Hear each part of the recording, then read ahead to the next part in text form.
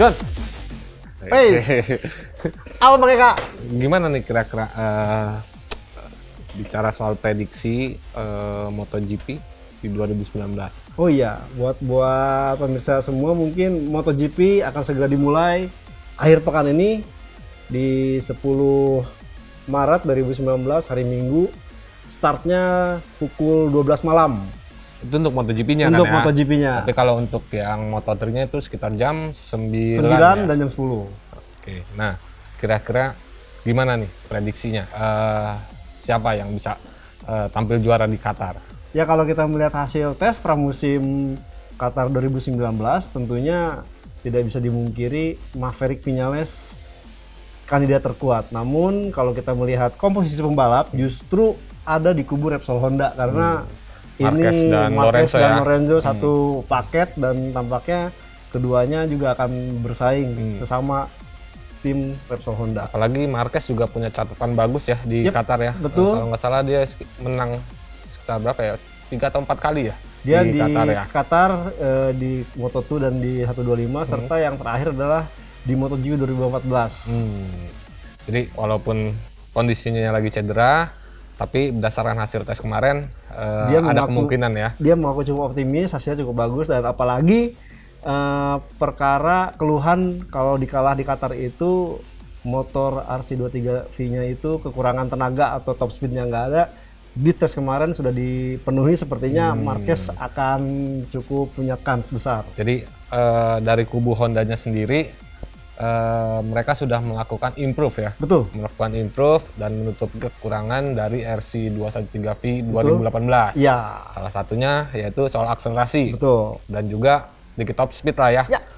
Oke. Nah, kalau kira-kira kansnya Rossi gimana nih? Ya, satu nama ini memang sangat unik ya, magnet dari MotoGP, bahkan di saat seangkatannya sudah pada pensiun, sementara Valentino Rossi malah tercatat sebagai pembalap paling tua di MotoGP musim ini. Tapi jangan lupa dia juga adalah pembalap paling banyak menang di kelas MotoGP untuk di Qatar, yaitu 4 kali.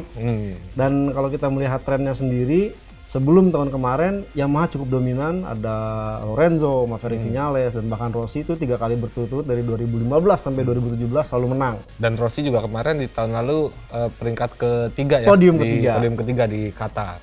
Nah, apalagi juga katanya sih ya, yang M1 2019 ini sudah sangat lebih baik daripada M1 2018. Dan kalau balik ke belakang tahun 2018 kita ingat Rossi dan Viñales itu berjibaku di sesi latihan Jumat dan Sabtu, namun memang di hari Minggu ada perubahan. Dan satu lagi ini yang mungkin menjadi catatan sendiri adalah julukan Rossi sebagai Mr. Sunday yang memang selalu bisa bikin kejutan di hari Minggu. Bahkan Viñales pun penasaran ya, Betul. kalau nggak salah dengan salah satu kelebihan Rossi itu sebagai Mr. Sunday. Ya. Betul, dan bahkan di saat konferensi pers kemarin itu saat ada forum menanyakan ke Viñales kalau ada rahasia yang Viñales pengen tahu tuh apa sih, dia sampai belak-belakan ya.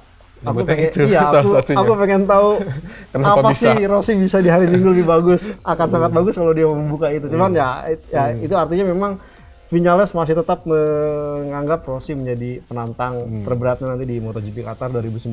Ya, tapi kita juga nggak boleh lupain Ducati tuh kemarin juga seolah kayak apa ya, menyembunyikan kekuatan ya. Betul, dia tidak mau unjuk gigi nah, dulu. itu dia. Karena kemarin di Sepang dia cukup mendominasi gitu kan. 1, 2, 3, 4. Nah, terus sudah gitu di Qatar tahun lalu Dovi juga kan tampil sebagai juara, podium pertama kan gitu. Ya.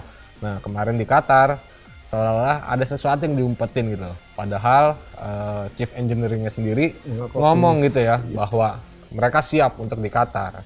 Nah, itu gimana tuh ya, John? Ya. Kayak gitu ya, John? Ini memang sepertinya ada seperti misi yang memang diemban oleh Ducati saat ini cukup berat ya. Satu, di musim kemarin cukup tampil dominan, namun tidak terlalu konsisten kemenangannya. Dan bahkan kita ingat Jorge Lorenzo mampu tampil bagus di Ducati. Musim ini sepertinya mereka mencoba sistem baru karena dua pembalap sendiri sekarang tuh orang Italia. Sepertinya mereka sangat yakin karena target utamanya nanti mungkin Dovizioso yang akan dikedepankan dengan Danilo Petrucci nanti akan menjadi semacam tandem atau pendorong ya, betul. pendorongnya Dovi ya. Kalau selama kemarin kan dia agak bingung karena Ducati sendiri terlalu fokus entah ke Lorenzo atau ke Galau Dovizioso. deh. Betul. Tahun lalu Ducati galau. Pokoknya Ducati juga masih sangat harus diwaspadai, dan kalau kita sempat ingat Rossi usai tes Qatar kemarin, dia menyebutkan beberapa nama. Tetap dia menyebutkan Marquez, tetap menyebutkan Dovizioso, dan bahkan dia sebut Maverick Vinales, dan bahkan cukup mengagetkan juga Rossi memperhitungkan seorang Alex Rins. Oh iya. Ya. Suzuki ya. Betul. Suzuki tuh diem-diem menghanyutkan tuh ya. Iya. Ya di Sepang juga bagus performanya, di Qatar juga bagus juga performanya. Betul. Ya istilahnya beriringan sama si Vinales ya. Jadi kadang-kadang suka bergantian gitu kan. Nah, berarti kalau misalnya kita ngomongin prediksi ini agak sedikit lebih jauh lagi. Oke. Prediksi untuk juara dunia 2019 nih.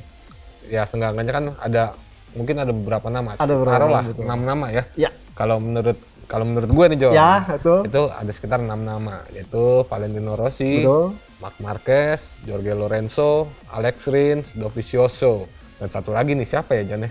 Saya memperhitungkan Maverick Vinales. Nah, itu dia. Karena bukan tanpa alasan nih, Maverick Vinales setelah melakukan beberapa perubahan, terutama di kubunya dengan dia mengganti kru chief dari Ramon Forsada ke Esteban Garcia, kemudian ditinggal oleh Wilco Zellenberg sebagai rider analis performance-nya ke tim Yamaha Sepang, Petronas iya, ya. dan digantikan oleh Julian Simon yang juga juara dunia 125. Ada sedikit perubahan yang sangat nyata, dan satu hal lagi, ya bukan tidak kebetulan, artinya dia mengubah nomor 25 ke 12 ini memang ada satu tujuan tersendiri. Saya yakin, dan Buang sial kali John ya. ya, Maverick Vinales pun jangan di strip dari kandidat juara dunia musim ini. Karena mungkin Vinales sendiri juga dia ngakuin bahwa sebenarnya dia butuh psikolog olahraga ya. Ya istilahnya untuk ngebantu performanya dia selain dari skill gitu kan. Nah ini faktor psikologisnya ini yang coba sekarang lagi didorong sama si Vinales. Betul. Tapi untuk saat ini sih belum ya. Nanti tapi katanya, paling tidak kalau kita melihat perubahan yang ada, Julian Simon mungkin akan mengambil peran seperti itu. Sebagaimana kalau kita lihat tak hanya di kubu Vinales, di kubu Valentino Rossi pun ada perubahan, di mana perubahan dari Luca Cadalora ke Idalia Gavira, dan Idalia Gavira ini mungkin banyak orang tahu siapa dia.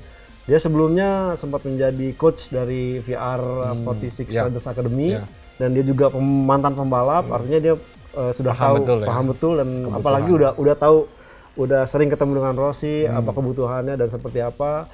Ya sepertinya bisa menjadi bekal buat Rossi untuk lebih bagus musim ini.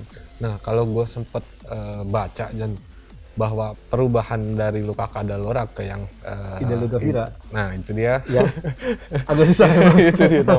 Nah itu kalau Luca Cadalora itu menyesuaikan Rossi dengan motor. Betul. Ya. Nah sekarang dengan pelatih barunya, justru sebaliknya ya, menyesuaikan motor dengan Rossi dengan motor. Betul. Nah, mungkin seperti itu kali ya.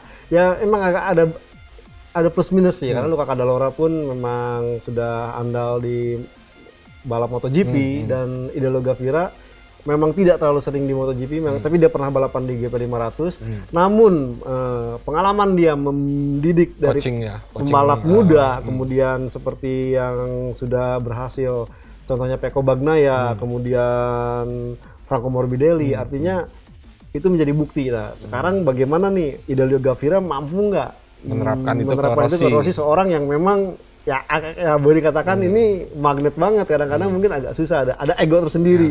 Tapi kalau kita lihat, ya sempat kita kemarin ngobrol dengan Valentino Rossi, dia mengatakan dia akan mengikuti apa yang disarankan oleh coach barunya, yaitu Idalia Gavira. Jadi ya itulah sekitar 6 nama. Ada 6 nama yang diprediksi akan bertarung secara ketat untuk memperebutkan juara dunia. Nah ada lagi tapi, yaitu rookie-nya nih.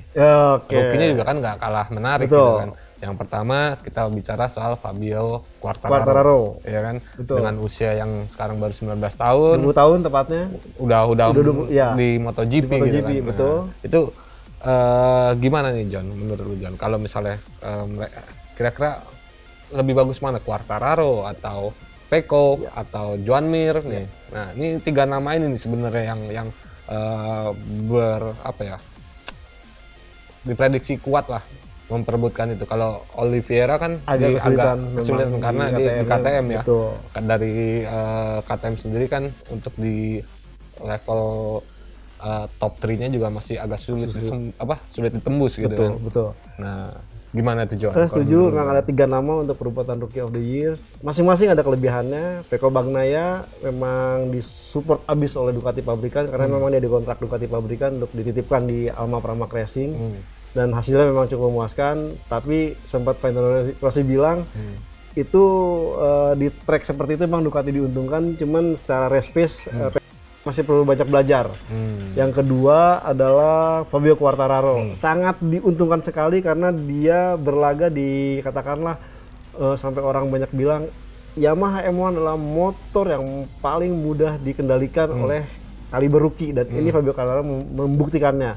Dan yang terakhir adalah Joan Mir. Joan Mir satu tipis-tipis 11-12 dengan Fabio Quartararo karena dia masuk ke Suzuki, namun kelebihannya adalah si Joan Mir ini tampil di tim pabrikan, artinya dia akan mendapat full support lebih bagus ketimbang dari Fabio Quartararo. Nah, tinggal nanti nih ketiga pembalap ini bagaimana performanya di balapan, karena tergantung dari konsistensi dan juga mungkin kesiapan mereka dan adaptasinya. Seandainya ketiga hal itu bisa perbaiki atau dihasilkan dengan baik oleh ketiga pembalap ini, tentu penentuannya tapi bisa akhir Quartararo juga kan kalau nggak salah dia dapat mesin 2019 juga ya John. Walaupun ya sedikit beda spek lah dibandingkan sama rekan setimnya bahkan si Morbidelli. Morbidelli kan dia dapat mesin 2019 spek A gitu kan. Nah, ini Quartararo juga dapat mesin 2019 mungkin spek B. Ya. Gitu. Atau kalau pemain kemarin sempat dipaparkan oleh Wilco Zoelenberg, Morbidelli akan mendapat lebih cepat update dari perubahan M1-nya ketimbang dari Quartararo. Mungkin Quartararo baru akan dapat di paruh musim kedua. Nah, itu menjadi tantangan tersendiri juga buat Fabio Quartararo. Karena mengingat mungkin Quartararo ini juga kan baru sebagai rookie ya. Betul. Beda sama Morbidelli yang sudah setahun lebih dulu gitu kan. Nah, itu Morbidelli juga kan bisa dibilang mereka bersaing juga dengan si Nakagami betul. Morbidelli gitu kan. Ya, kita tinggal lihat kira-kira siapa nih gitu untuk kelas untuk level rookie-nya. Siapa ya nanti kita saksikan aja. Kita saksikan langsung di MotoGP Qatar 2019. Nah, itu dia. Itu prediksi dari kita. Gue, Eka dari Grid Auto dan juga Autores.id. Dan saya Joni Mulia dari motorplusonline.com. Mengucapkan terima kasih. Jangan lupa like dan subscribe di bawah ini. Emang ada John? Ada.